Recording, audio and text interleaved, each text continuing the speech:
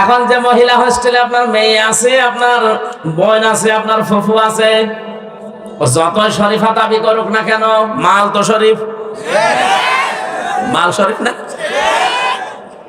ওরে যদি ওখানে থাকতে দেন ঠিক থাকবে।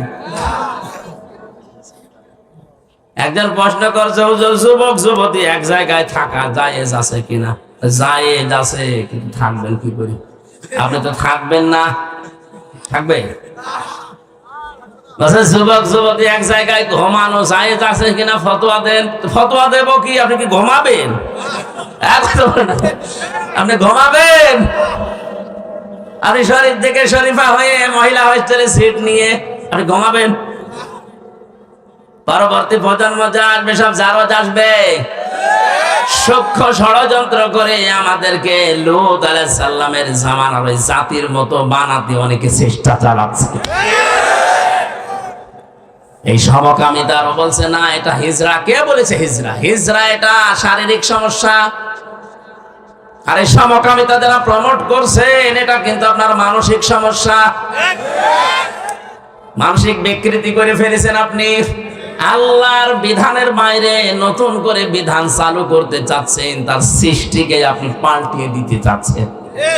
অনেকে আজ বিভিন্ন জায়গায় দেখা যাচ্ছে ডাক্তার দিয়ে, অনেক মেয়ে পর্যন্ত সার্জারি করে নিজের শরীরের গঠন পাল্টিয়ে কোন কায়দায় যেন লজ্জায় স্থান পাল্টিয়ে ওরা ছেলে হওয়ার চেষ্টায় আছে। পারবেন না, কিয়ামতের আগে এটা সম্ভব না। কেন সম্ভব না বলেন তো? সূরা আলে ইমরানের 6 নম্বর আয়াতে আল্লাহ দলিল দিচ্ছেন, ওয়াল্লাযী ইউসাউবিরুকুম ফিল আরহামি কাইফা ইয়াশা লা ইলাহা ইল্লা হুয়াল আজিজুল হাকীম। আধুনিক যে তাফসীর গুলো পাওয়া যায় দেখবেন ওখানে আছে, তিনি সে আল্লাহ যিনি মায়ের রেহেমের ভেতরে তোমাদের আকৃতি তৈরি করেন। তাহলে আকৃতি বানানো, এই গঠন বানানোর দায়িত্ব কার? আরো জোরে বলেন কার? কোরআনে কারীম প্রমাণ দিচ্ছে, ফালিয়ানজুরিল ইনসানু মিম্মা খুলিকা মিম্মা দাফিক ইয়াখরুজু মিন বাইনিস সুলবি ওয়াত তারাইব। সূরা তারিকের ভেতরে আছে, আল্লাহ পাক বলেন মানুষকে নজর করে দেখে না যে কি জিনিস দিয়ে তারে বানালাম। বাবার স্ফলিঙ্গ দিয়ে দ্রুত গতিতে বের হয়ে যাওয়া এক ফোঁটা নাপাক পানি দিয়ে ওর জন্মের উৎস। দেখো শরীর থেকে বের হলে শরীর নাপাক হয়ে যায়, গোসল ফরজ হয়ে যায়। পৃথিবীর কোন মার্কেটে দোকানে যার 4 আনাও দাম নেই আছে? কেউ ফিরে দিলেও নেবে? বলে না কেন? এটা বের হওয়ার সঙ্গে সঙ্গে মায়ের রেহেমের ভেতরে যখন যায়, বিজ্ঞান এখন প্রমাণ করছে এক একটা ফোঁটার ভেতরে কম পক্ষে 40,000 মানুষ বানানোর ক্ষমতা আছে। আলহামদুলিল্লাহি রাব্বিল মাশরিকাইনি ওয়া রাব্বিল মাগরিবাইন আল্লাযী খালাকা কুল্লা শাইইন যাওজাইন ওয়া আওজাবা আলাইনা আল-ইহসানা বিল ওয়ালিদাইন ওয়া নাশহাদু আল লা ইলাহা ইল্লাল্লাহু ওয়াহদাহু লা শারীকা লাহু وأشهد أن محمدًا عبده ورسوله سيد الكونين صلى الله عليه وعلى آله وأصحابه وأتباعه أجمعين ليلا ونهارا في الطرفين. فقد قال الله تعالى في كلامه المجيد وبرهانه التوحيد জবান খুলে পড়েন আউযু বিল্লাহি মিনাশ শাইতানির রাজিম বিসমিল্লাহির রহমানির রহিম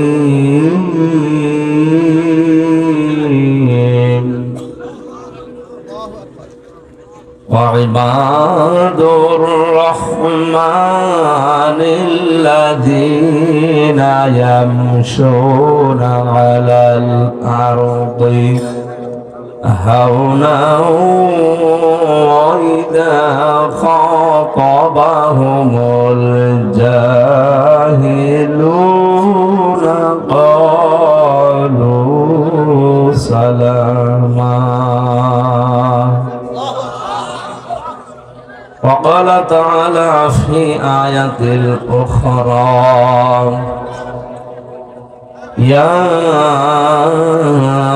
أيها المدثر قم فأنذر صدقت يا ربنا. عن أبي هريرة رضي الله تعالى عنه قال قال النبي صلى الله عليه وسلم اتقي دعوة المظلوم فإنها ليس بينه وبين الله حجاب. رواه مسلم. وقال تعالى في شان حبيبي وما زادهم إلا إيمانا وتسليما. اللهم صل على محمد وعلى آل محمد كما صليت على إبراهيم وعلى آل إبراهيم إنك حميد مجيد. اللهم بارك على محمد وعلى آل محمد كما باركت على إبراهيم وعلى آل إبراهيم إنك حميد مجيد. খেয়ে না খেয়ে দিন প্রচারের কাজে নিজেকে দিয়েছ বিলিয়ে, তায়েফের কাফেরেরা চিনল না এ আলো, দুষ্ট ছেলেদের পিছু দিল লেলিয়ে। পাথরের আঘাতে ক্ষত বিক্ষত হয়ে সারা শরীর থেকে রক্ত ঝরে। হে রাসূল তোমাকে ভুলি আমি কেমন করে, হাজারো ব্যথা বেদনার পরে ফিরে আসনি তুমি আপন ঘরে। দিনের আলো তুমি ছড়িয়ে দিতে চলে গেলে মদিনায় মক্কা ছেড়ে।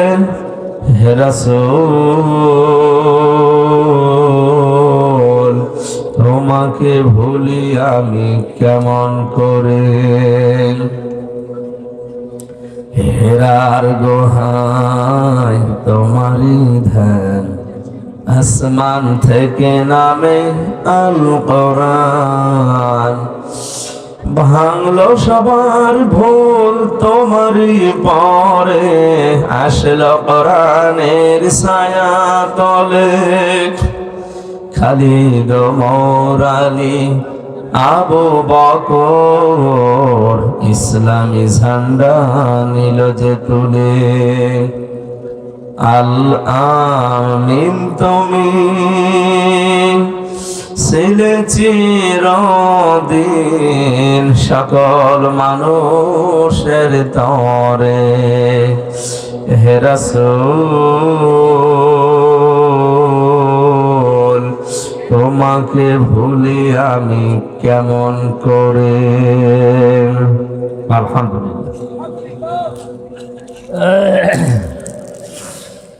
বাংলাদেশের ঐতিহ্যবাহী জেলা দিনাজপুর সদর থানার অন্তর্গত মোরাদপুর শাহী জামে মসজিদের 100 বছর পূর্তি উপলক্ষে ঐতিহাসিক তাফসিরুল কোরআন মাহফিলের স্বনামধন্য সভাপতি জনাব আলহাজ আনসার আলী, সহ সভাপতি শাহ মোহাম্মদ মহসিন রেজা, প্রধান অতিথি জনাব এমদাদ সরকার, আলহাজ তসলিম উদ্দিন সহ অন্যান্য মেহমান বৃন্দ, আরফানা লাকা যিকরক, এদের সম্মান মর্যাদা আছে, এই জন্য কোরআনের অনুষ্ঠানে এদের নাম দিয়েছে। এটা আমরা শুধু দুনিয়া না, মরণের পরে যে অনন্তকালের জীবন শুরু হবে ওখানেও যেন আল্লাহ রাব্বুল আলামিন তাদের নাম জান্নাতের ওই অনুষ্ঠানে রেখে দেন। জান্নাতের ভেতরে এরকম একটা অনুষ্ঠান আল্লাহ নিজেই করবেন, আর নিজে থাকবেন সভাপতি, বিশ্বনবী হবেন প্রধান অতিথি। দাউদ নবী আলাইহিস সালামকে আল্লাহ রাব্বুল আলামিন সূরা তাহা তেলাওয়াত করে অনুষ্ঠান উদ্বোধন করাবে। যারা জান্নাত পাবে তারা থাকবে শ্রোতা।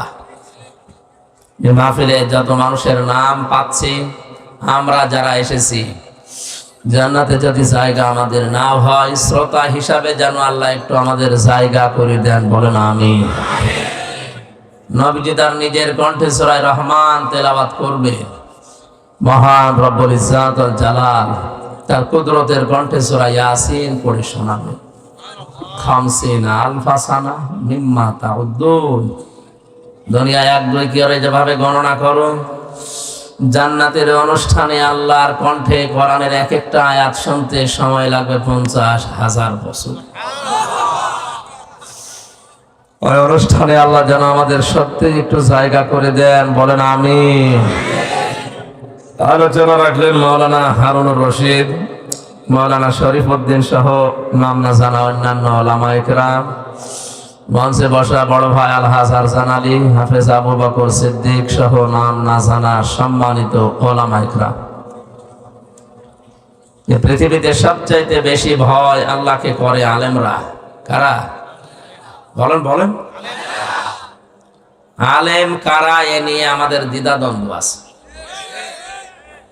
ইমাম ইবনে তাইমিয়া রাহমাতুল্লাহ আলাইহি বলে, 3টা গুণ আলেমের ভেতরে থাকা বাঞ্ছনীয়, থাকতেই হবে। 1 নম্বরে, যে আলেম দাবি করবে সে আল্লাহর কোরআন নিয়ে চিন্তা ভাবনা করবে। বাংলাদেশ সহ বিশ্বে আজ কোরআনে কারিম নিয়ে গবেষণা চিন্তা ভাবনা দিন দিন বাড়ছে না কমছে? না, কোথায় বাড়তেছে? এত বড় একটা মুসলমানের দেশ, 96% মানুষ এখানে আমরা মুসলমান, কোরআনের গবেষণাগারে দেশে আছে? নেই। এই দেশে গবেষণা হয় লালনের জীবনী নিয়ে, কত মন গাঁজা খেয়েছে, এই গবেষণা করে ডক্টরের ডিগ্রি দিচ্ছে। কোরআনের একটা আয়াত নিয়ে গবেষণাগার এই দেশে তৈরি হয় না, আফসোস আমাদের জন্য। কথা বলেন ঠিক কিনা?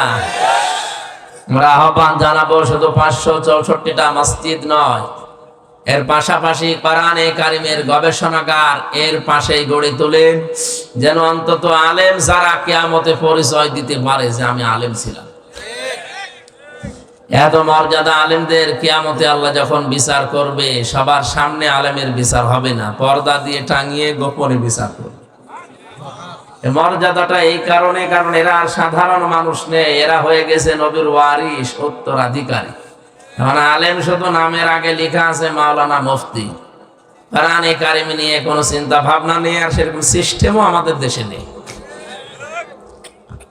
এখানে যারা অন্তত নিজের উদ্যোগে হোক, প্রাতিষ্ঠানিক উদ্যোগে হোক, যে কোনো কায়দায় আমরা যেন কোরআন কেন্দ্রিক জীবন যাপন করি, কোরআনের ভেতরে যেন আমরা প্রবেশ করি।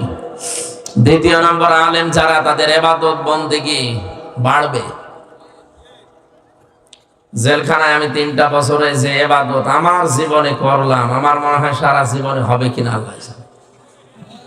24 ঘন্টা তালা মারা, কোনো কাজ নেই, কাম নেই।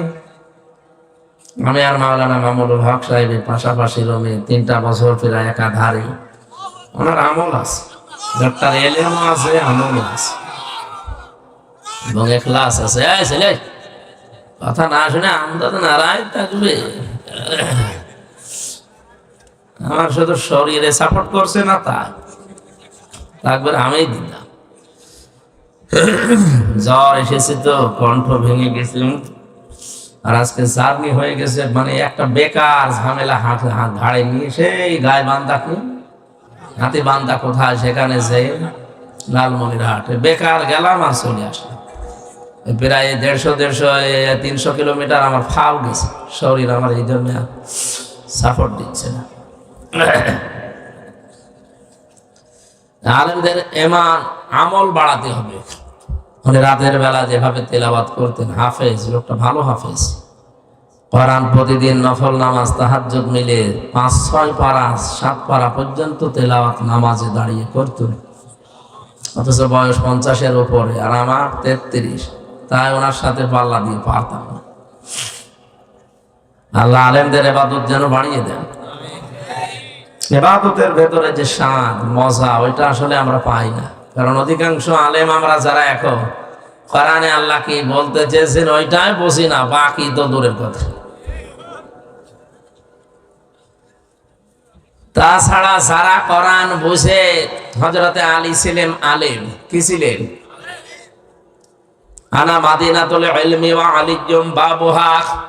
বিশ্বনবী বলেন আমি এলেমের শহর, আর এই শহরের দরজা হয়েছে আমার আলী। এলেম ছিল, এই জন্য নামাজে দাঁড়ালে তীর লাগলেও তিনি টের পেতেন না। নামাজে দাঁড়িয়ে মনে করতেন আমি আল্লাহর সাথে কথা বলছি। আলেমদেরও এরকম হওয়া দরকার।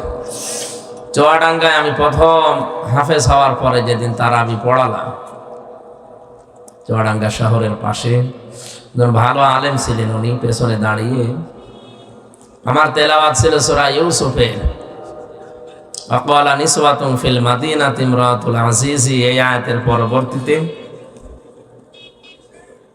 নামাজ শেষ করার পরে বলছে হাফেজ সাহেব দরজা এখনো খুলিনি। দরজা খুলিনি মানে ইউসুফ নবীকে জামা ধরে টান দেওয়ার পরে উনি যে দৌড় দিয়েছিলেন, দরজার কাছে যাবার পরে দরজা খুলেছে না, উনি দৌড় দেওয়ার সঙ্গে সঙ্গে দরজা খুলে গেছে না। তাফসীরে খাজেন মুফাসসির লিখেছেন উনি যখন জুলাইখা টান দিয়েছে পেছন দিক থেকে, আল্লাহ পাক ফেরেশতা জিবরাইলকে সামনে এনে একটা চিঠি ধরেছিলেন। চিঠিটার ভেতরে লেখা ছিল আমি তোমার মালিক বলছি তুমি কিন্তু জিনা করতে পারো না। আলাকাদ হাম্মাত বিহি ওয়া হাম্মা বিহা। আল্লাহ পাক বলেন জুলাইখা যেভাবে রাজি হয়ে গিয়েছিল জিনা করার জন্য, ইউসুফ নবীও কিন্তু ঝুঁকে পড়েছিলেন। ঠিক আছে অর্থ? না না, আপনি আলেম, হুজুর তো কিছু বলেন না, আপনার দোষ না, আপনি তো লাইনের লোক। এই যে হুজুর বসে আছে এত বড় পাগড়ি মাথায় দিয়ে, ঠিক আছে অর্থ? না না, অর্থ ঠিক না। আলাকাদ হাম্মাত বিহি ওয়া হাম্মা বিহা, বাংলা অর্থ কিন্তু এইটাই দাঁড়ায়। জুলাইখা যেমন সব কাপড় চোপড় খুলে রাজি হয়েছে জিনা করার জন্য, ইউসুফ নবীও কিন্তু রাজি ছিলেন, কারণ মানুষের ভেতরে একটা চাহিদা আছে, উনি তো মানুষ না ফেরেশতা। এই হিসাবে বাংলা অর্থ যদি করি আমার ঈমান থাকবে। নবীর উপর একটা তহমত চলে যাচ্ছে। আল্লাহ পাক পরের শব্দে জানিয়েছেন লাউলা আর বুরহানা রব্বি, যদি তার রব তাকে কিছু বুরহান দলিল প্রমাণ না দেখাতেন। তাফসীরে অনেকগুলো নাম এসেছে, তার ভেতরে একটা আল্লাহ পাক ফেরেশতা জিবরাইলকে একটা চিঠি দিয়ে সামনে দাঁড় করিয়েছিলেন। ফেরেশতা এসে বলে দেখো এদিকে তাকাও, তোমারও মন ওদিকে ঝুঁকে গেছে, কারণ যেমন তেমন মহিলা না, কিসের পরিমণি আর কিসের ঐশ্বরিয়া। এটা বিশ্ব সুন্দরী ছিল ওই সময়। আমি হাদিসে পড়েছি তামাম দুনিয়ায় 4 জন মহিলাকে আল্লাহ সব চাইতে বেশি সৌন্দর্য দান করেছিলেন, তার ভেতরে জুলাইখা 3 নম্বরে। সবচাইতে বেশি সুন্দরী ছিলেন পৃথিবীতে আমাদের আদি মাতা হযরতে হাওয়া আলাইহিস সালাম। 2 নম্বরে ইব্রাহিম নবীর দ্বিতীয় প্রথম স্ত্রী হযরতে সারা। 3 নম্বরে জুলাইখা। 4 নম্বরে আমাদের নবী মুহাম্মদ রাসূলুল্লাহর ছোট মেয়ে ফাতিমাতুজ জোহরা রাদিয়াল্লাহু তাআলা আনহা। তামাম দুনিয়া এত সুন্দর করে আল্লাহর কাউকে বানাননি, কিয়ামত পর্যন্ত বানাবেন কিনা তাও জানি না। পুরুষের ভেতরে যে 2 জন মানুষের নাম আমরা জানি সবচাইতে সুন্দর ছিল, তার 1 নম্বরে আমাদের নবী মুহাম্মদ রাসূলুল্লাহ, 2 নম্বরে ছিলেন হযরত ইউসুফ। তাহলে পৃথিবীর শ্রেষ্ঠ সুন্দর সুন্দরী দাঁড়িয়ে আছে, যৌবনের চাহিদা আছে, সব কমপ্লিট, 10টা দরজায় তালা লাগানো। ইউসুফ নবী কিন্তু এই দৃশ্যটা দেখে সব কাপড় চোপড় খুলে যখন জুলাইখা দাঁড়িয়ে আছে তিনি ঝুঁকে পড়েছিলেন। আল্লাহ প্রথমবার এইটাই দিয়েছে, ওয়ালাকাদ হাম্মাত বিহি ওয়া হাম্মা বিহা। একটা বিহি দেওয়া আছে আর একটা বিহা দেওয়া আছে, একটা পুরুষ একটা মহিলা। মানুষ হিসাবে দুই জনের চাহিদা ছিল, কিন্তু ইউসুফ নবীকে আল্লাহ দলিল দেখিয়েছেন, এর জন্য তিনি সব কিছু বাদ দিয়ে দৌড় দিলেন। দরজার কাছে যখন যাচ্ছিলেন, মুফাসসির লিখেছেন ইউসুফ নবী ওই সময়ও কিন্তু ধারণা করে না যে দরজা খুলতে পারে, কারণ তিনি জানতেন যখনই আসেছি দরজাগুলো তালা লাগিয়েছে, একটা দুইটা না 10টা দরজায় তালা লাগানো। উনি আল্লাহর উপরে ভরসা করে গিয়েছেন, একেবারে দরজার কাছে যে দেখে না দরজা খোলে না। আল্লাহ পাক এইটাই জানিয়েছেন, আল্লাযীনা জাহাদু ফিনা লানাহদিয়ান্নাহুম সুবুলানা। এখানে কিন্তু সাবিল দেয়নি, আল্লাহ সুবুল দিয়েছেন। কোন মানুষ যদি আল্লাহর পথে চেষ্টা করে চলার জন্য সিদ্ধান্ত নিয়ে, মহান আল্লাহ তাকে হেদায়েতের রাস্তা দেখাতে হাজারো দরজা খুলে দেন। আপনি শুধু দাঁড়িয়ে যাবেন। ইমানের উপরে এই কঠিন পরিস্থিতিতে, যৌবনের চরম মুহূর্তে, এত বড় পদস্খলন যেখানে হওয়ার কথা, টিকেছিলেন। আল্লাহ এইটা লক্ষ্য করেছিলেন যে এত কঠিন জায়গায় টিকে থাকা অত সহজ না, কারণ বানিয়েছে কে? ভেতরের অবস্থা জানে কে? এরপরে ইউসুফ নবী যে পরীক্ষায় পাশ করে দরজা পর্যন্ত এসেছে, আল্লাহ পাক বলেন এবার আমার কুদরত আমি দেখালাম। দরজার কাছে এসে অনেক কয়েক সেকেন্ড দাঁড়িয়েও ছিলেন, পেছনের দিকে তাকিয়ে দেখে যে মহিলা পেছন থেকে টান দিয়েছিল জামা ছিঁড়ে তার হাতে এক টুকরা চলে গেছে, ধরতে পারে নাই। ইউসুফ নবী পেছনে ঘুরে সামনে ঘুরে দেখলেন দরজা খুলে গেছে। আপনি যদি টিকে থাকতে পারেন, সর্বশেষ যে জায়গায় আপনার রাস্তা শেষ, ওখান থেকে আমার আল্লাহর রহমত শুরু হয়। ইন্নাল্লাযীনা ক্বালু রাব্বুনাল্লাহু সুম্মা ইসতাকামু তাতানাজ্জালু আলাইহিমুল মালাইকা। আল্লাহ পাক বলেন, কোন মানুষ যখন বলে আল্লাহ তুমি আমার রব, এই কথা বলার পরে টিকে থাকতে পারে, দৃঢ় হতে পারে, সিদ্ধান্ত নিয়ে অটল থাকতে পারবে। পৃথিবী একদিকে কিন্তু আমার রব একদিকে, এই মনে করে যারা ইমানের উপরে থাকতে পারে, তাতানাজ্জালু আলাইহিমুল মালাইকা, তাদের বিপদে আপদে আমি আল্লাহ ফেরেশতা নাযিল করে সাহায্য করি। দিনাজপুরবাসী কোরআনের এই আয়াতের দিকে তাকান। তাতানাজ্জালু এটা মোসারে, বর্তমান ভবিষ্যৎ, প্রেজেন্ট ফিউচার। মালাকুন 1 বছর, মালাইকা বহু বছর। আল্লাহ কেন এই শব্দগুলো আয়াতের ভেতরে দিলেন? কিয়ামত পর্যন্ত যারা সত্যি আল্লাহকে রব বলে কঠিন পরিস্থিতিতেও টিকে থাকতে পারবে, আপনি নিরপেক্ষ দৃষ্টিতে শোনেন, আল্লাহর কসম এ কোরআনে কারীম আমার সামনে, আমি নিজে এই বাস্তবতা দেখে এসেছি। আল্লাহ যে ফেরেশতা নাযিল করে তাদেরকে সাহায্য করে, ফেরেশতা এসে কি বলে? আল্লাহ তাখাফু ওয়ালা তাহজানু, কোনো ভয় নেই, কোনো চিন্তা নেই। কিসের ভয়, কিসের চিন্তা? হয়তো ওই লোকটা ওই সময় মারা যাওয়ার মুহূর্তে চিন্তা করতে পারে, আল্লাহ যে কঠিন জায়গায় আমি আছি, কঠিন পরিস্থিতিতে আছি, এই জায়গায় থাকা অবস্থায় যদি আমি মারা যাই, তাহলে আমার সন্তানের কি হবে, আমার স্ত্রীর কি হবে, আমার যে সম্পদের পাহাড় আছে, আমার বিভিন্ন ব্যবসা প্রতিষ্ঠান আছে, এগুলোর কি হবে, কে দেখবে? আল্লাহ পাক যেন কানে কানে ফেরেশতাদেরকে দিয়ে বলায়, বল তোর কোনো চিন্তা নেই, তুই চলে যা, তোর ওগুলো আল্লাহ দেখবে। এটা বলার কথা কারণও আছে। জেলখানাতে থাকার সময় এক কয়েদি, কারারক্ষী এসে বলছে, হুজুর একজনের ফাঁসি হওয়ার কথা, রাত 10টা 1 মিনিটে ফাঁসি। ওনারে মাগরিবের পরে বললাম, স্যার আপনার ফাঁসি হবে, আপনি প্রস্তুতি নেন। উনি বলছে, কারারক্ষী ভাই আর কয় ঘন্টা আছে? বলে এখন 3 ঘন্টা। উনি বলে, দেখো 3টা ঘন্টা সময় নষ্ট করা দরকার নেই, আমি 2 ঘন্টা ঘুমালাম, তুমি আমার ডেকে দিও।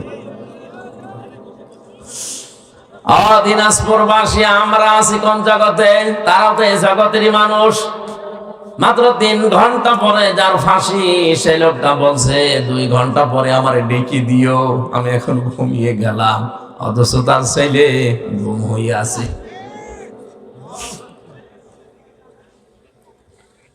কারারক্ষী আমারে কেঁদে কেঁদে এই কথাই বলছিল। ওর বাড়ি মানিকগঞ্জে, তোরা বাড়ি না কি নাম যেন।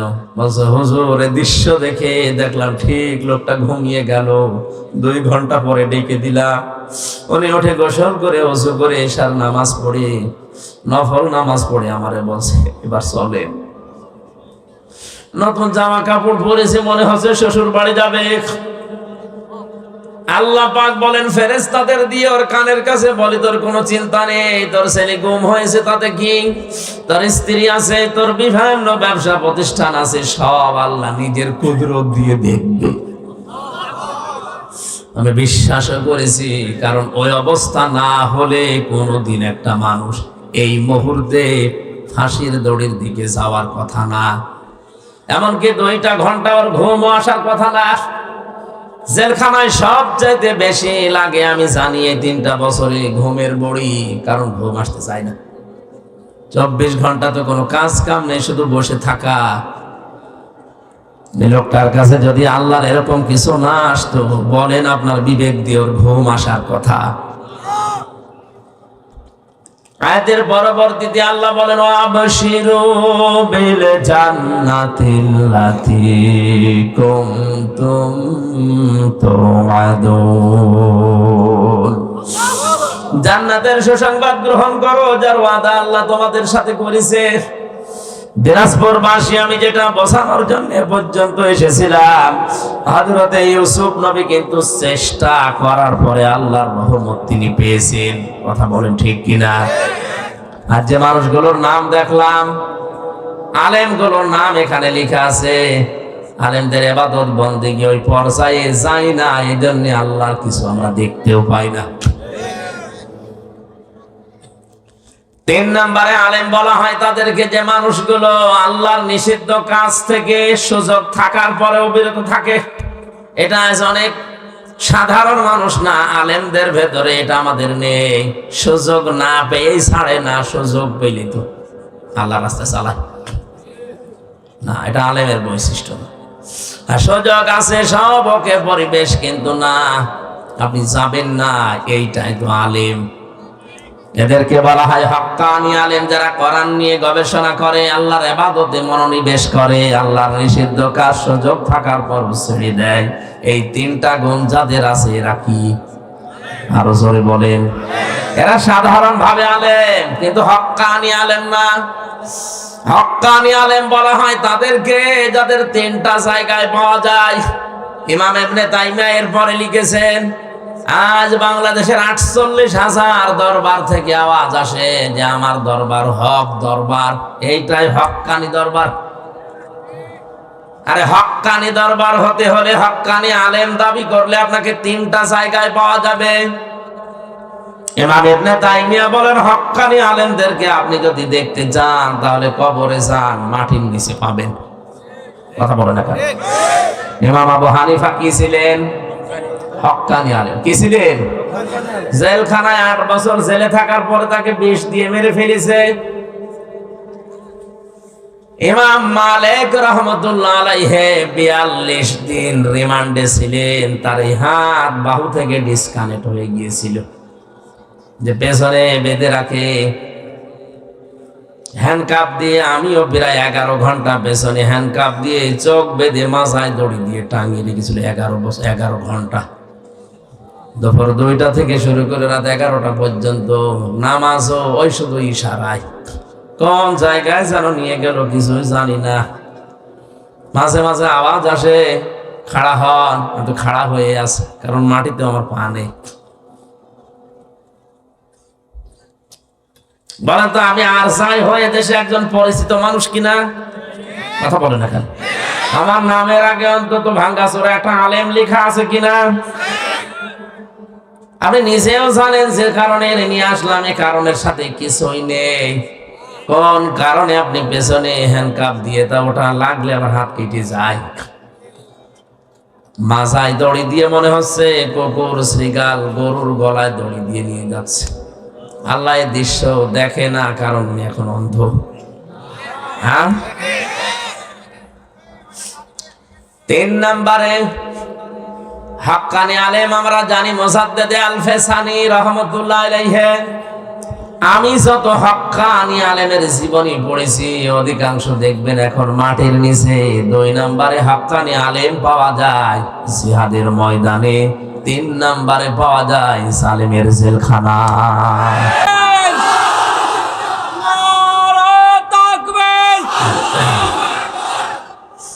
আমরা হাক্কানি আলেম খোঁজার জন্য বিভিন্ন দরবারে যাই, গাছতলায় যাই, আস্তানায় যাই। কে বলেছে একটা অন্যায় দেখে যে লোকটা প্রতিবাদ না করে চুপ করে থাকে, নবীজির ভাষায় ওই লোকটা বোবা শয়তান।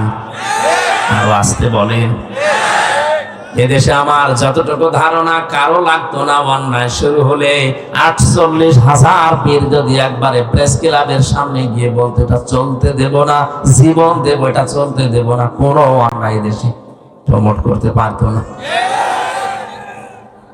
এত বেশি বেশি খাবার খায়, শুধু ভড়ি ভড়ি ছাড়া কিছুই পাওয়া যাচ্ছে না। এত বড় বড় ভড়ি হয়, আমার তো মনে হয় ও কোন মারা যাবে। কোরআন নাযিল হওয়ার পর দিন থেকে আজকের এই দিন পর্যন্ত যত মানুষ কোরআন শুনেছে শুনবে, এই শ্রোতা আল্লাহর ভাষায় 3 প্রকার। কয় প্রকার? এখানে যারা বসে আছেন আপনি মেলান তো কোন প্রকারে আছেন? আল্লাহ পাক বলেন 1 নম্বরে শ্রোতা কোরআনের তারা হবে। ওয়াকালাল্লাযীনা কাফারু লা তাসমাউ লিহাযাল কুরআনি ওয়ালগাউ ফীহি লাআল্লাকুম তাগলিবুন। সূরা হামিম সেজদা 24 নম্বর পারা 18 নম্বর পৃষ্ঠার 10 নম্বর লাইনে 26 নম্বর আয়াত। এটা আল্লাহ পাক বলেন, হে নবী, কাফেরেরা কোরআন শুনবে না, শুনতেও দেবে না। যেখানে আয়োজন হবে ওরা হট্টগোল করে, গন্ডগোল করে, বিশৃঙ্খলা সৃষ্টি করে বন্ধ করে দেবে। আর ওরা মনে মনে মানুষকে বলবে কোনো চিন্তা নেই, বন্ধ করো, গালিব হওয়া যাবে। যদি বিজয়ী হতে চাও তাহলে কোরআনের আলোচনা বন্ধ করো, কোরআনের তাফসীর যেখানে হয় এটা বন্ধ করে দাও, তাহলে বিজয়ী হবে তোমরা। এই সিদ্ধান্ত কাফেরদের। কাদের? আরো জোরে বলেন, কাদের?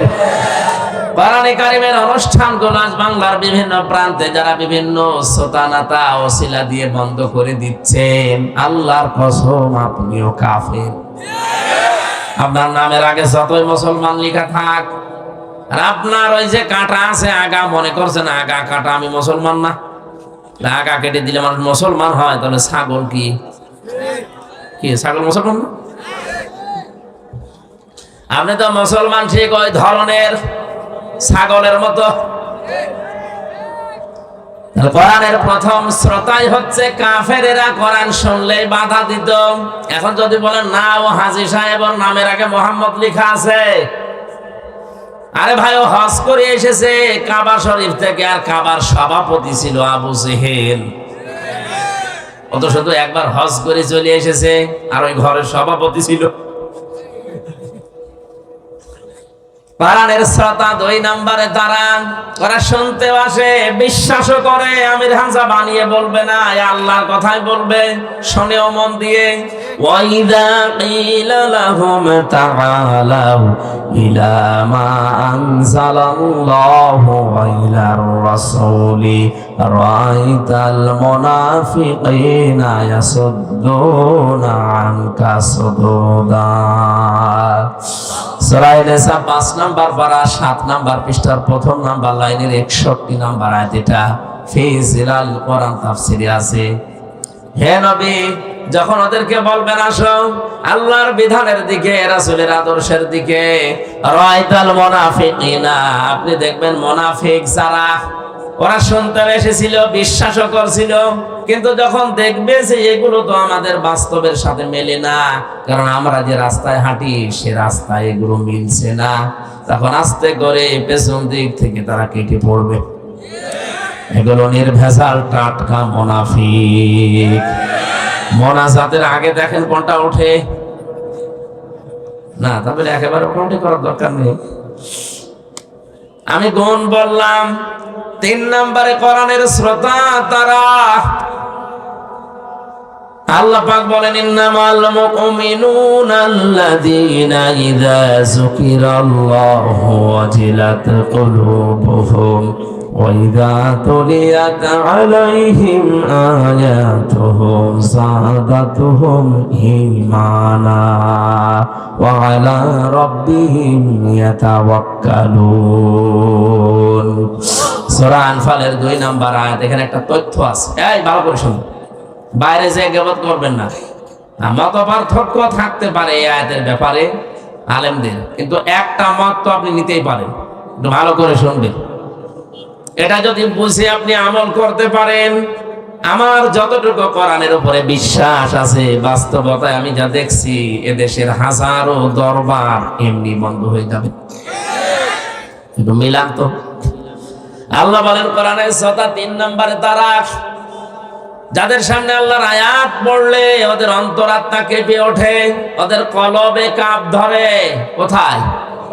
বলেন বলেন। ওয়াইদা তুলিয়াত আলাইহিম আয়াতুহু যাদাতুহুম ঈমানা। আরে মানুষগুলোর সামনে কোরআনে কারীম তেলাওয়াত করলে যখন ওরা বোঝে, অনুধাবন করে, উপলব্ধি করতে পারে, তখন ওদের ঈমান যা আছে আরো বেড়ে যায়। কোরআনের আলোচনা ঈমান বাড়ে ঈমানদারের। কার? আরো জোরে বলেন। এ কোরআন নবীজি আবু জেহেলের সামনেও পড়েছিলেন, আবু বকরের সামনেও পড়েছিলেন। দুইটার নামের আগে কি আছে? আবু। বলেন বলেন। এক আবু জেহেল কোরআন শোনার পরে ওর শয়তানি বেড়েছে, আর এক আবু বকর কোরআন শোনার পরে ওনার শয়তানি না, ওনার ঈমান বেড়ে গেছে। এখানে যদি আবু বকরের মতো মন নিয়ে বসেন, মাস্ট বি আপনার ঈমান বাড়বে, এই গ্যারান্টি আল্লাহর। যাদাতুহুম ঈমানা, আপনার ঈমান বাড়বে।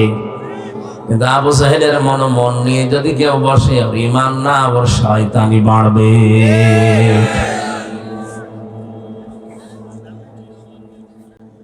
আমরা জানি পৃথিবীতে যদি কাউকে জিনে ধরে, ভূতে ধরে, পরিতে ধরে, আমরা দেখি তাকে সূরা নাস ফালাক আয়াতুল কুরসি পড়ে ফু দিলে চলে যায়। অথচ যে মানুষ কোরআনের দিকে তাকায় না, ওকে আমার আল্লাহ শয়তান বলে ঘোষণা দিয়েছেন। অমাইয়াশু আন যিকিরির রহমানি নুকাইয়িদ লাহু শাইতানান ফাহুয়া লাহু করিন। সূরা যুখরুফের ভেতরে আছে 25 পারার 11 পৃষ্ঠার প্রথম লাইনে আছে, আল্লাহ পাক বলেন আমার কোরআন থেকে যে লোকটা মুখ ফিরিয়ে নেয়, আমি আল্লাহ ওর পেছনে একটা শয়তান নিযুক্ত করে দেই। ও আর শয়তান তখন পার্থক্য থাকে না, দুইটাই এক হয়ে যায়। একটু খেয়াল করেন, শয়তান আল্লাহর বিধান লঙ্ঘন করেছে একটা, কয়টা? বলেন না কেন? কিন্তু আল্লাহর বিধানের বাইরে নতুন করে কোনো আইন বা বিধান ও বানায়নি। আল্লাহ বলেছিলেন সেজদা দেয়নি, এতটুকুই। কথা বলে না কেন? ওকে আল্লাহর আইনের বিরুদ্ধে নতুন করে কোনো আইন বানিয়েছে? বলেন বলেন না। ওর দোষ ছিল একটা, যে মানে নাই আল্লাহর একটা বিধান, এই জন্য আল্লাহকে মারদুদ, শয়তান, রাজিম, কত কিছু বলে জান্নাত থেকে দূর করে দিয়েছে। দুইটা জিনিস থেকেও বঞ্চিত, কোনোদিনও ক্ষমা পাবে না, কোনোদিন জান্নাত পাবে না। একটা বিধান শুধু মানে নাই, নতুন করে কোনো কিছু ওই বিধানের বাইরে তৈরি করতে যাবে, করে নাই। কিন্তু যে মানুষ আল্লাহর শ্রেষ্ঠ সৃষ্টি দাবি করার পরে আল্লাহর আইন মানে না, আল্লাহর এগেনস্টে নতুন করে আইন বানিয়ে পরিবার, সমাজ, রাষ্ট্র চালাতে চায়, এটা তো শয়তানের দাদা। জিন শয়তান আয়াতুল কুরসি নাস ফালাক পড়লে চলে যায়। আর এরকম শয়তান যারা আছে এদেরকে পুরা কোরআন পড়িয়ে ফু দেবে। সুতরাং আল্লাহর আইনের বিরুদ্ধে যারা আইন বানাচ্ছেন, আল্লাহর কোরআনের এগেইনস্টে যারা নতুন নতুন নিয়ম নীতি বানিয়ে দুনিয়ার মানুষকে শান্তি দিতে চান, শান্তি আপনি দিতে পারবেন না, আর অশান্তির দাবানাল চলবে। এর একটা প্রমাণ এই শরীফ থেকে শরীফা। আপনি হাঁটে টের পাচ্ছেন না কোথায় যাচ্ছে এটা? সকালবেলা একটা লোক বললো আমি শরীফ, বিকালে বলছে না আমার শরীফা মনে হচ্ছে। আপনার মনে হোক, এ পর্যন্ত থাকলেও তো ছিল। এটা যদি রাষ্ট্রীয় ভাবে আপনি কায়েম করে ফেলতে পারেন সংসদে, হাইকোর্টে যদি এটা পাশ হয়ে যায়, কি হবে বুঝতে পারছেন? বিকাল বেলা বলবে আমি তো শরীফা, আমার এই মহিলা হোস্টেলে সিট দিন। কথা বলবেন দেওয়া লাগবে।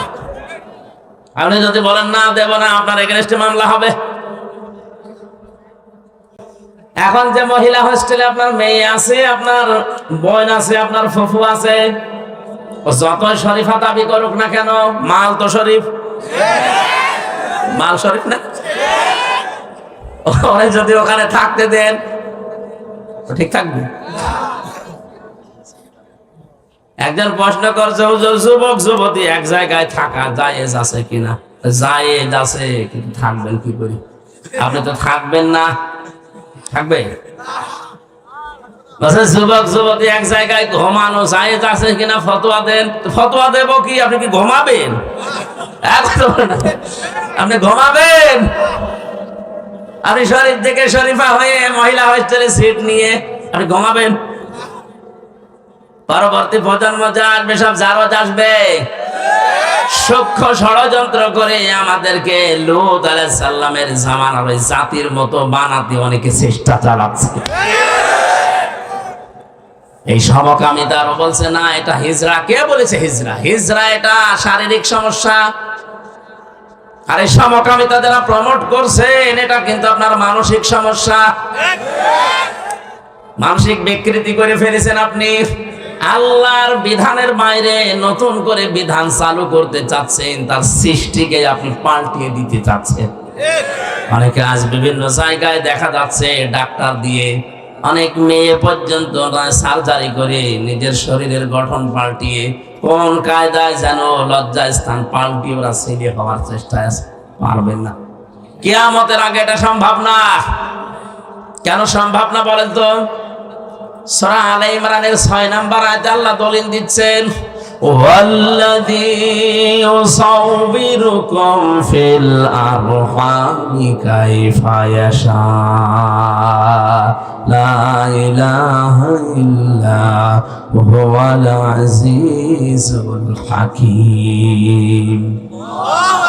আধুনিক যে তাফসীর গুলো পাওয়া যায় দেখবেন ওখানে আছে, তিনি সে আল্লাহ যিনি মায়ের রেহেমের ভেতরে তোমাদের আকৃতি তৈরি করেন। তাহলে আকৃতি বানানো, এই গঠন বানানোর দায়িত্ব কার? আরো জোরে বলেন কার? কোরআনে কারীম প্রমাণ দিচ্ছে, ফালিয়ানজুরিল ইনসানু মিম্মা খুলিকা মিম্মা দাফিক ইয়াখরুজু মিন বাইনিস সুলবি ওয়াত তারাইব।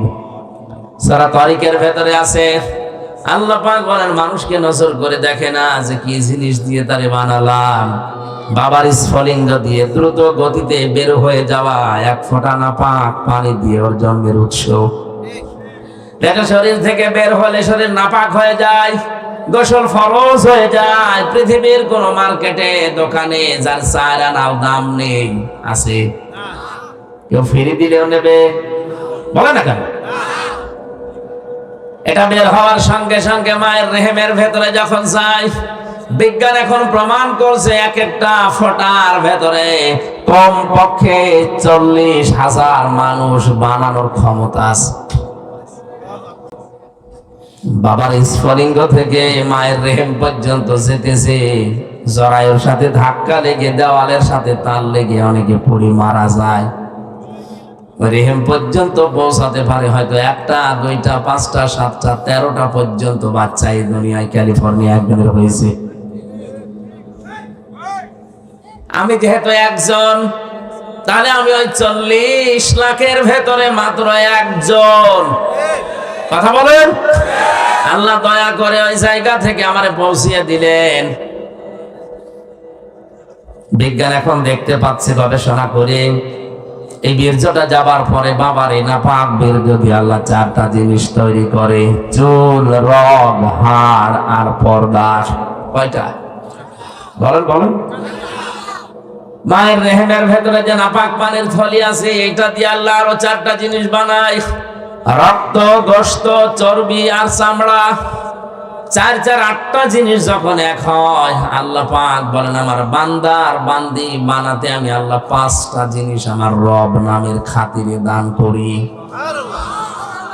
সূরা নাহাল 14 নম্বর পারার 14 নম্বর পৃষ্ঠার 14 নম্বর লাইনের 78 নম্বর আয়াতের মাঝে আছে, আমি আল্লাহ শ্রবণ শক্তি, দর্শন শক্তি, বাক শক্তি, আকেল শক্তি আর ঘ্রাণ শক্তি, এই 5টা আমার রব নামের কারণে দান করি।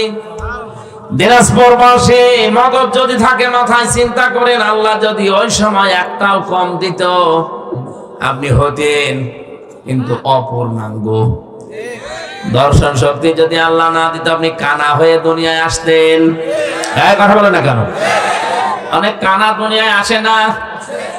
আপনি যদি কানা হতেন তখন বুঝতেন কি ঠেলা।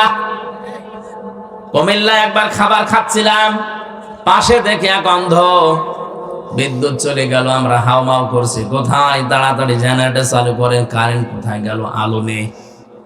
মাত্র 2 মিনিটের ভেতর ওনাদের জেনারেটরও নষ্ট, আলোর ব্যবস্থা করতে পারে নাই।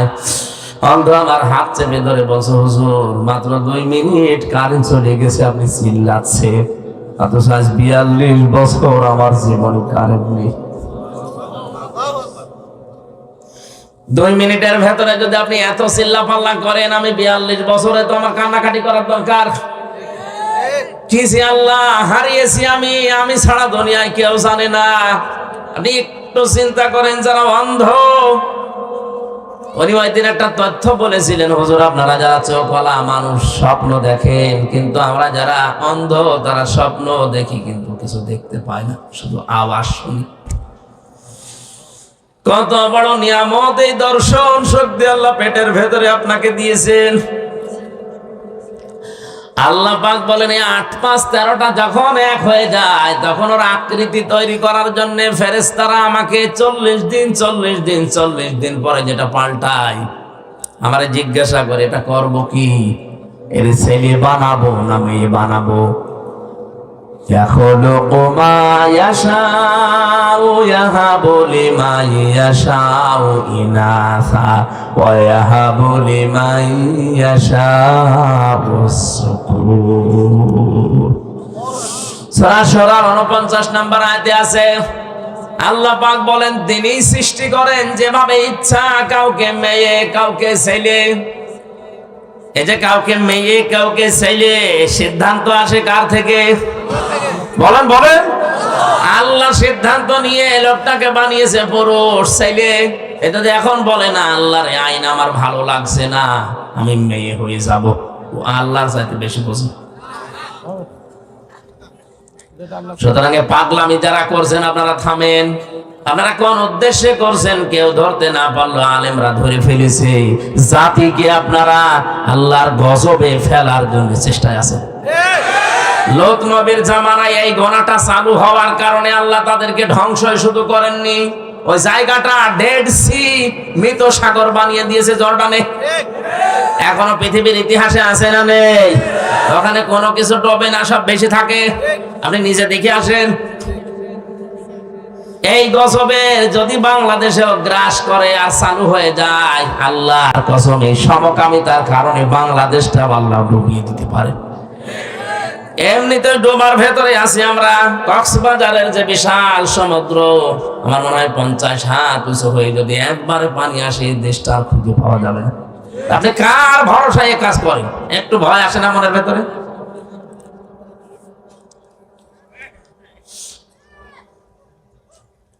আমার ভাইরা,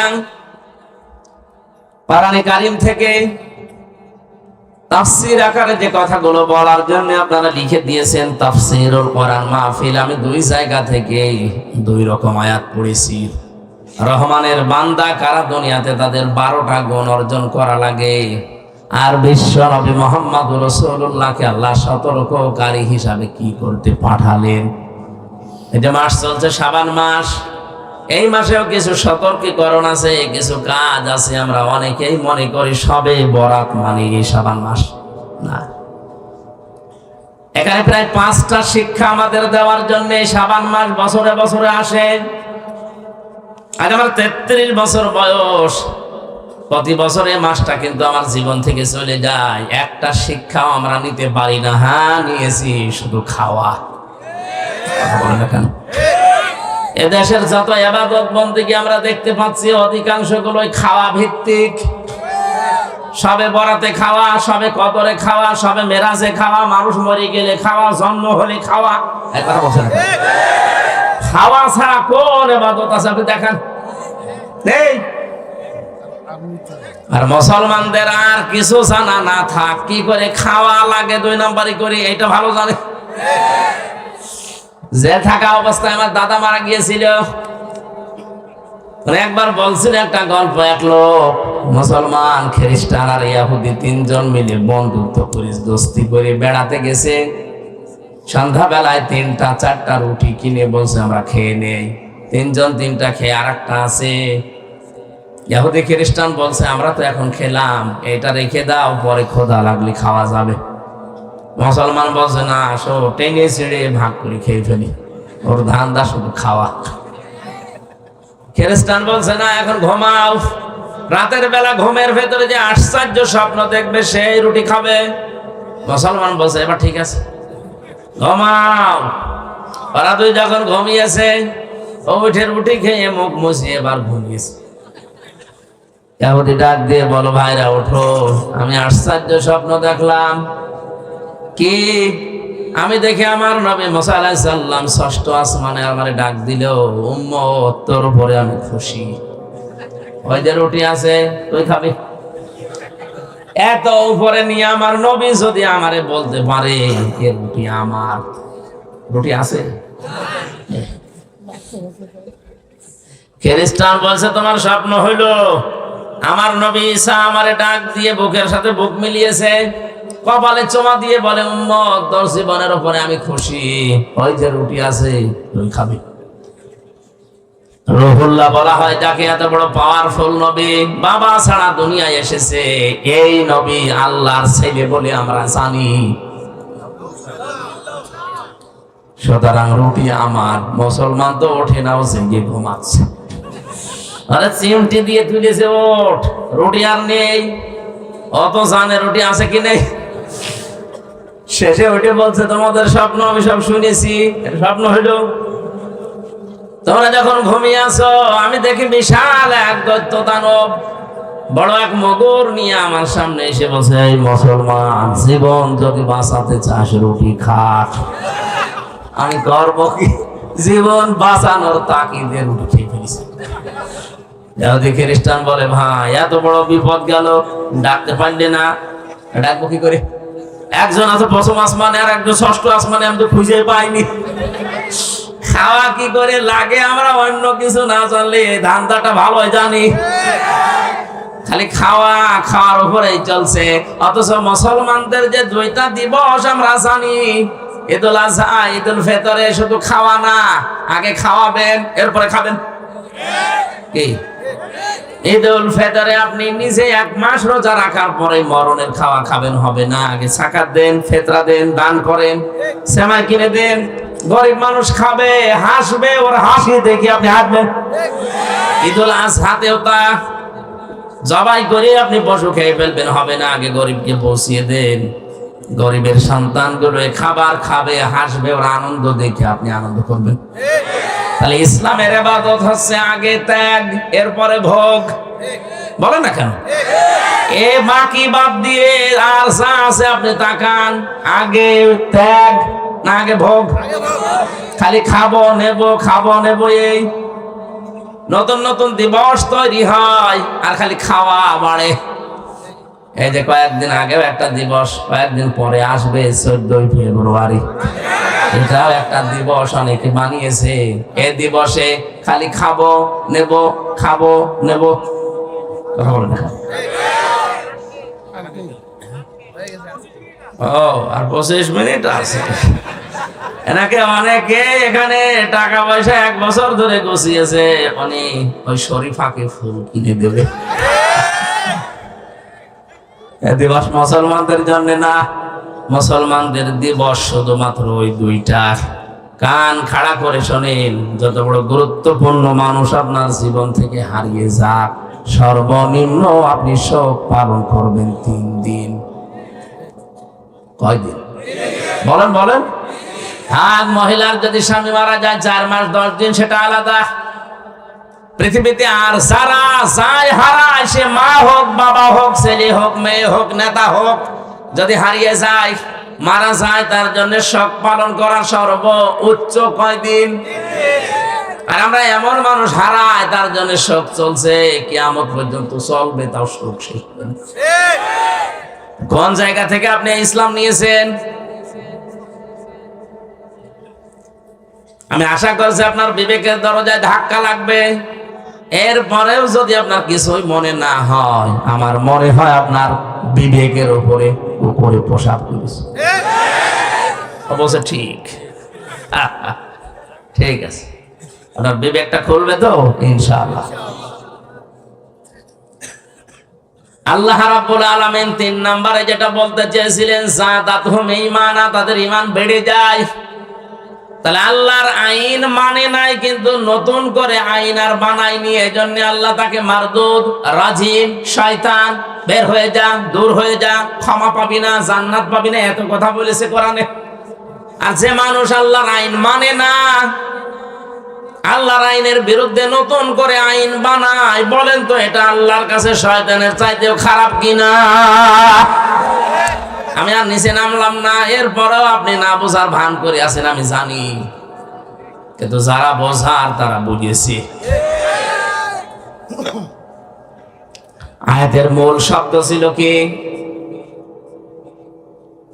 অজিলাত কুলুবুহুম। অজিলাত মানে ধাক্কা দেয়, কাঁপন ধরে। কুলুবুহুম তাদের কলব।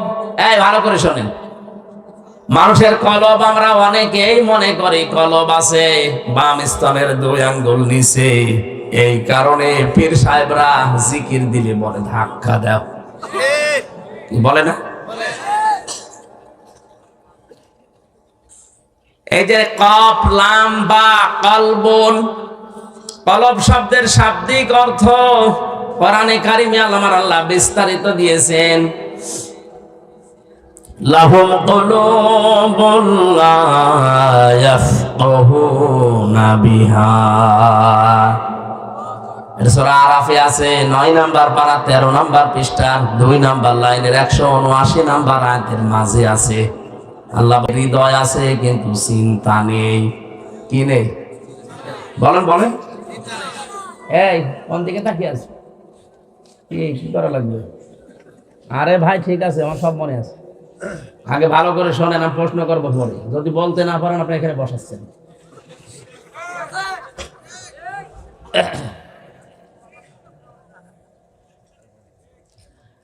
খেয়াল করে শোনেন, অনেক বেদাত এই দেশ থেকে বিদায় হবে আয়াতটা বুঝলে।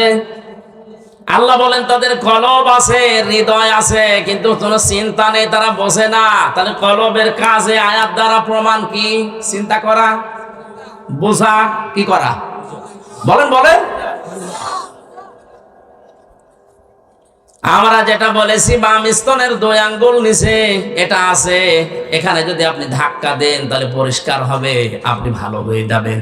হাদিস বলা হয় এখান থেকে দলিল দিয়ে, আলা ইন্না ফিল জাসাদি মুদগাতুন ইদা সালুহাত সালুহাল জাসাদু ওয়া ইদা ফাসাদাত ফাসাদাল জাসাদু আলা ওয়াহিয়াল কলব। নবীজি বলেন সাবধান, জেনে রাখো, প্রতিটি মানুষের শরীরের ভেতরে একটা গোস্তের টুকরা আছে।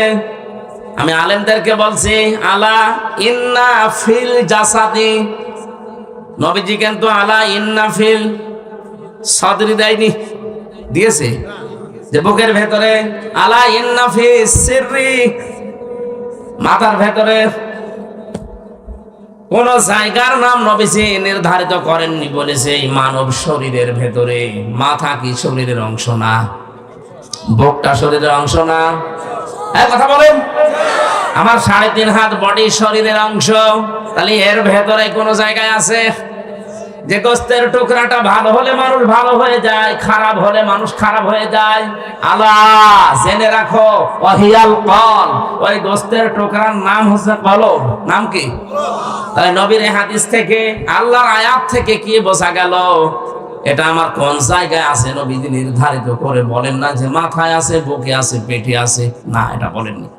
আপনি হাদিসের ব্যাখ্যা পড়েন, পাবেন না। উনি বলেছে শরীরের ভেতরে। এখন যে শব্দটা নবীজি দিলেন, আলা ইন্না ফিল জাসাদি মুদগাতুন, কি দিয়েছেন? মুদগা কাকে বলা হয়? বিজ্ঞান এখন কম্পিউটার দিয়ে দেখিয়ে দিচ্ছে যে মুদগা তৈরি হতে 3টা জিনিস লাগে। কয়টা? মানুষের এই যে রেহেমের ভেতরে যে 40 দিনে পাল্টায়, এটার নাম প্রথমে হয় আলাক, জমাট বাঁধা রক্ত, ঝুলন্ত যোগ, মাটির নির্যাস। বাকি 40 দিনে যেটা হয়ে যায় তার নাম মুদগা। কি? মুদগা হওয়ার জন্য শর্ত 3টা।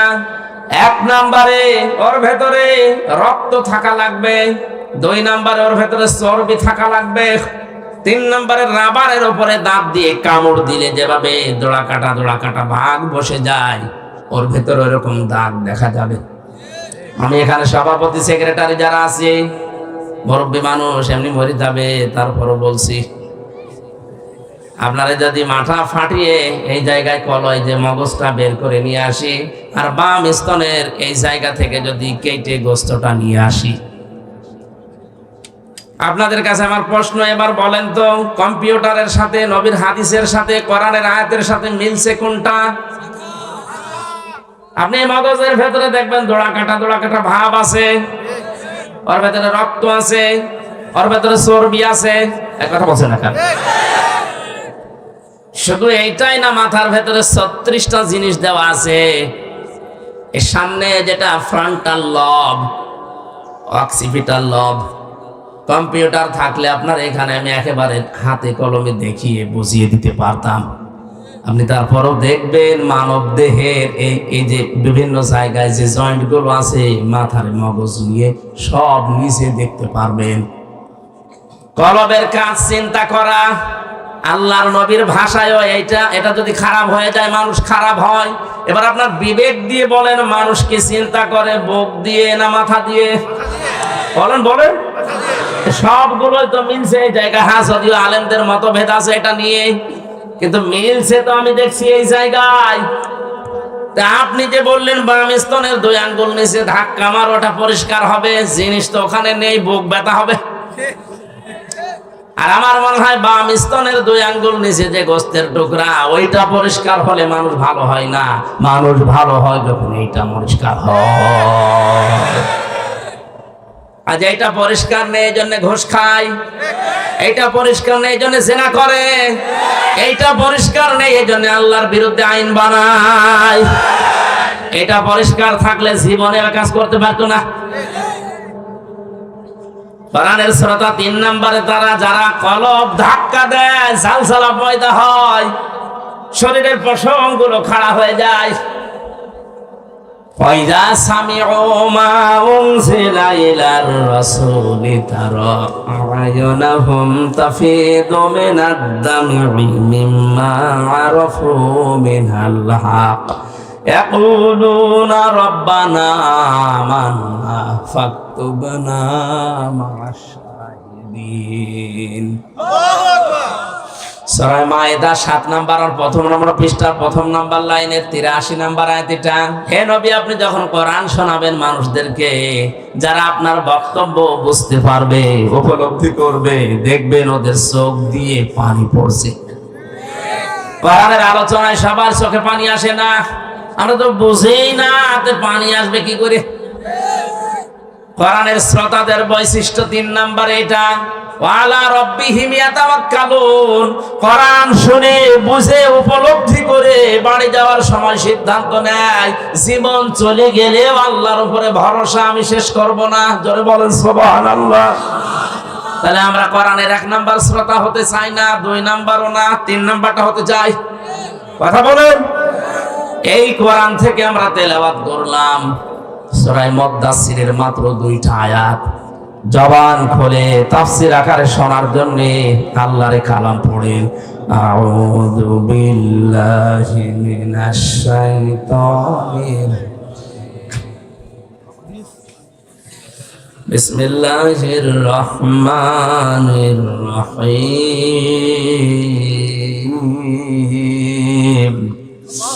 ইয়া আইয়ুহাল মুদ্দাসসির কুম ফাআনযির। এ পর্যন্ত থাক। সূরা মুদ্দাসসির 56টা আয়াত আছে, 2টা রুকু আছে, মাত্র 2টা আয়াত পড়েছি। মক্কায় নাযিল হয়েছে এটা। কোন আয়াত থেকে কেউ যদি কথা শুনতে চায় 5টা বিষয় খেয়াল করা লাগে। তার শুদ্ধ তেলাওয়াত, মাতৃভাষায় অর্থ, ঐতিহাসিক প্রেক্ষাপট, বাস্তব ব্যাখ্যা আর মূল শিক্ষা নিয়ে বাড়ি যাওয়া। কয়টা? তাফসীরে ফি জিলালিল কোরআনের ভূমিকায় 5টা লেখা আছে। যে কোনো আয়াত থেকে কথা তাফসীর শুনতে হলে প্রথমে তেলাওয়াত করবেন শুদ্ধভাবে। আমরা অন্তত যতটুকু চেষ্টা করি পড়েছি। মাতৃভাষায় অর্থ হচ্ছে, হে বস্ত্র আবৃত ব্যক্তি দাঁড়ান, মানুষদেরকে সতর্ক বাণী শোনান। ঐতিহাসিক প্রেক্ষাপটের ভেতরে পেয়েছি, বিশ্বনবী সর্বপ্রথম 5টা আয়াত পেয়েছিলেন 40 বছর বয়সে। কয়টা? এখান থেকে একটা শিক্ষা আছে। জ্ঞানী মানুষ যারা আছেন তারা খেয়াল করেন। ফেরেশতা জিবরাইল এসে সর্বপ্রথম তাকে বলেছিলেন ইকরা ইকরা ইকরা। মানে 3 বার বলেছিলেন মা না বিকারি, আমি পড়তে পারি না। বলেছিলেন না? বলেন বলেন। কেন বললেন? 3 বার ওনাকে বুকে চাপ দিয়েই বলেছে পড়ো। উনি বলছেন আমি পড়তে পারি না। কেন পড়তে পারেন না? 4র্থবার যখন বললেন ইকরা বিসমি রাব্বিকাল্লাযী খালাক, নবীজি কিন্তু তখন পড়া আরম্ভ করেছিলেন। প্রশ্ন করলেন জিবরাইল, এতক্ষণ পর্যন্ত কেন তুমি এ কথা আমারে বললে না যে পড়া লাগবে কার নামে? তুমি খালি প্রথম থেকেই বলছো পড়ো পড়ো। তো কি পড়বো? কার নামে পড়বো? যখনই বললেন রবের নামে পড়ো, আমি পড়া আরম্ভ করেছি। শুধু আরম্ভ করিনি, 5টা আয়াত তোমার সাথে পড়েছি। এখান থেকে উম্মতদেরকে শিক্ষা দিতে চাইলেন, পৃথিবীর উম্মতেরা পড়তে বললেই পড়া যাবে না, পড়া দেখা লাগবে ওটা রবের নামে পড়া হচ্ছে কিনা। আজ আমাদের সিলেবাস গুলোর দিকে তাকান তো, রবের নামে পড়া আছে? আরো যেগুলো ছিল তুলে দিয়ে এমন এমন দৃশ্য যেখানে দিয়ে দিয়েছে, আপনার একবারও কি চিন্তা আসে না বিশ্বনবী নবুয়ত পাওয়ার 1ম নাম্বারে শিক্ষা দিলেন উম্মতেরা পড়া পড়লেই হবে না, রবের নামে পড়তে হবে। রবের নামে না পড়লে মানুষ যে শিক্ষিত হয় কিন্তু জানোয়ার হয়, তার প্রমাণ আমি নিজে দেখেছি। এ চোখে দেখলাম একজন ওযু করছে, 5.5 বছর 6 বছরের ছেলে পায়ে পানি ঢেলে দিচ্ছে ছাত্র। ওস্তাদের পায়ে, শিক্ষকের পায়ে ময়লা আছে, এই জন্য ছোট্ট হাত দিয়ে পরিষ্কার করে দিচ্ছে পানি ঢেলে। আমি এইটাও দেখেছি এই চোখে।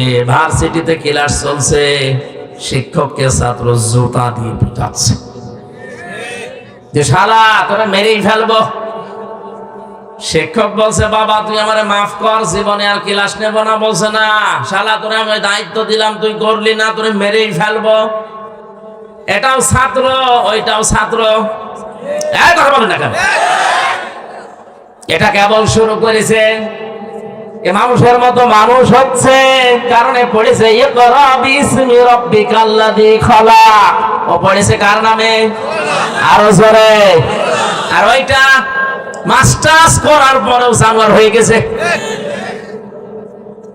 কোরআনের শিক্ষা যাদের ভেতরে নেই ওরা যে জানোয়ার, আমি নিজে দেখে এসেছি। আপনি মনে করছেন 33 বছর বয়স আর কি দেখেছেন, কি দেখেছে আপনি টের পাচ্ছেন না।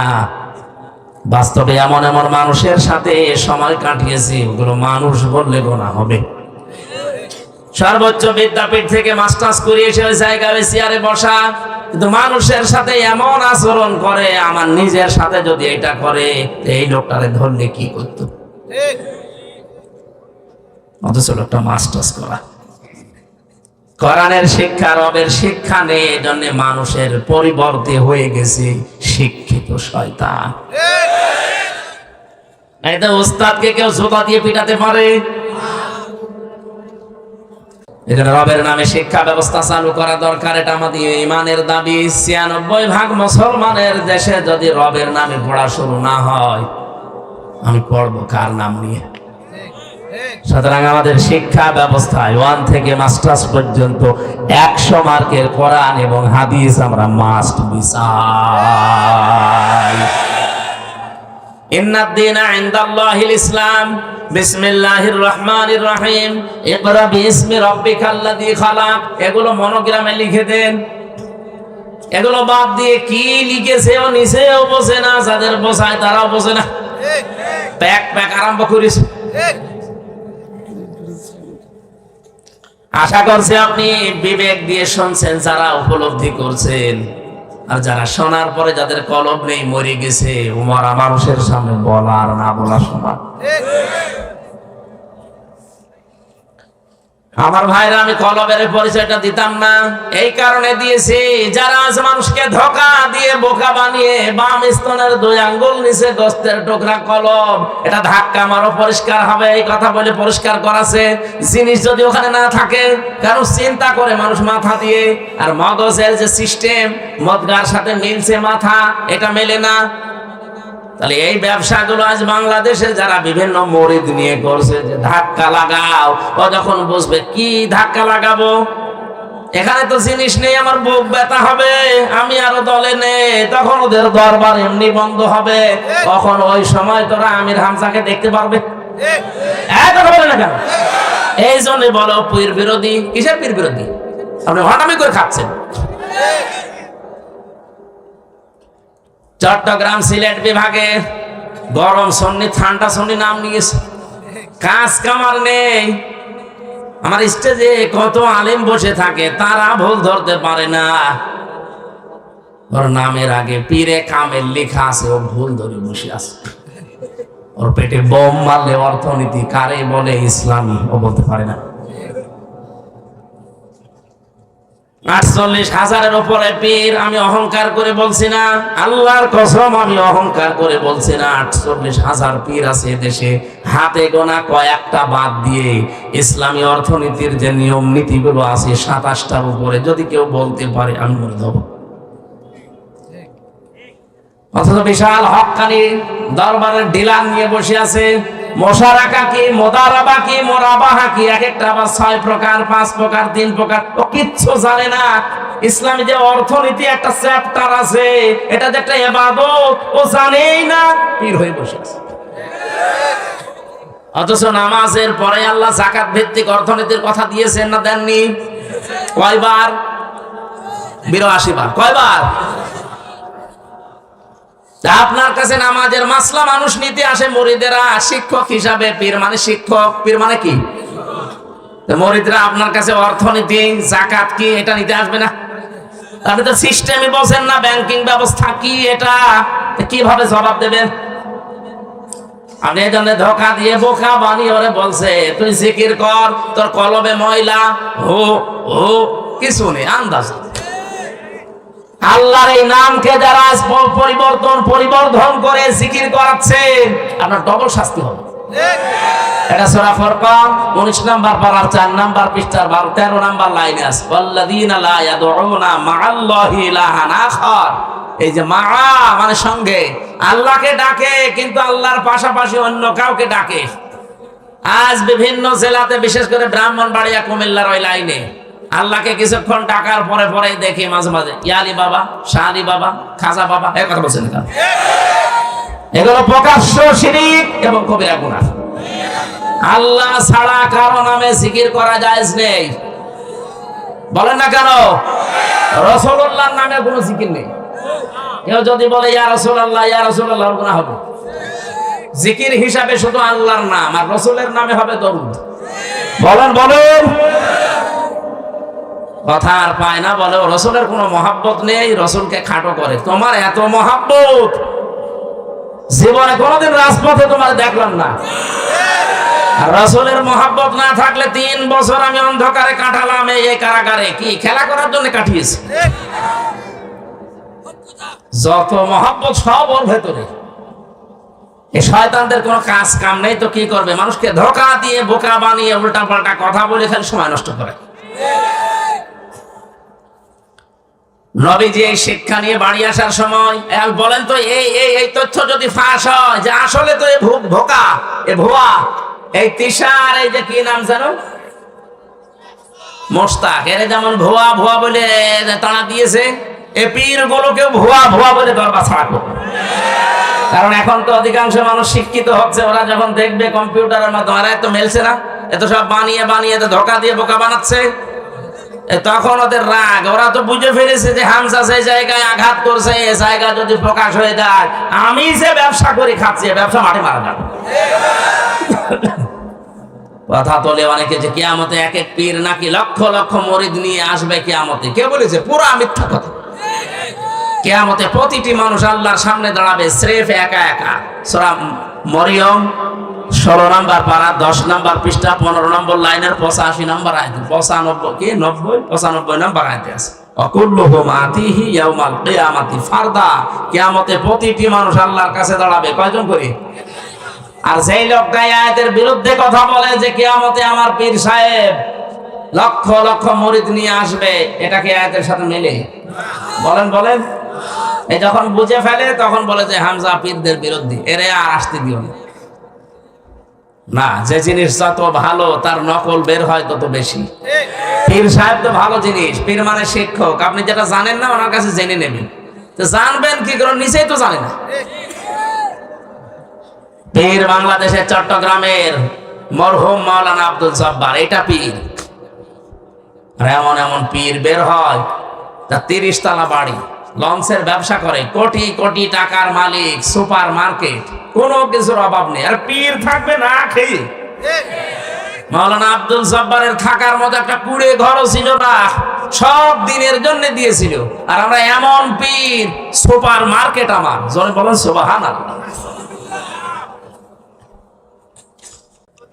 নবীজি মুহাম্মদুর রাসূলুল্লাহ 5টা আয়াত নিয়ে আসছিলেন, এত ভয় পেয়েছিলেন। বিশ্বনবী বলেন বাড়িতে যাওয়ার সময় দেখি ওই ফেরেশতা আকাশ আর জমিনে বিশাল একটা চেয়ারের ভেতরে উনি আছে। ওনাকে দেখে আমি ভয় পেয়ে গেলাম।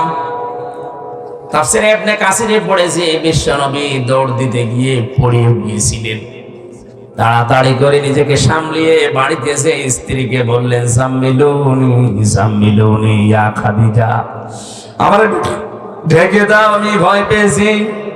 হযরতে খাদিজা ওই দিন 5টা কথা বলেছিলেন। কয়টা? আরো জোরে বলেন বলেন। কোন স্ত্রী যদি তার স্বামীর পক্ষে এই 5টা কথা বলতে পারে, ওই স্বামী আল্লাহর জান্নাতি। এখন আমার যে শরীর, গলা, এমনকি 12টা বাজে, এখন কিছুক্ষণ পরে বোম ফুটবে। কি?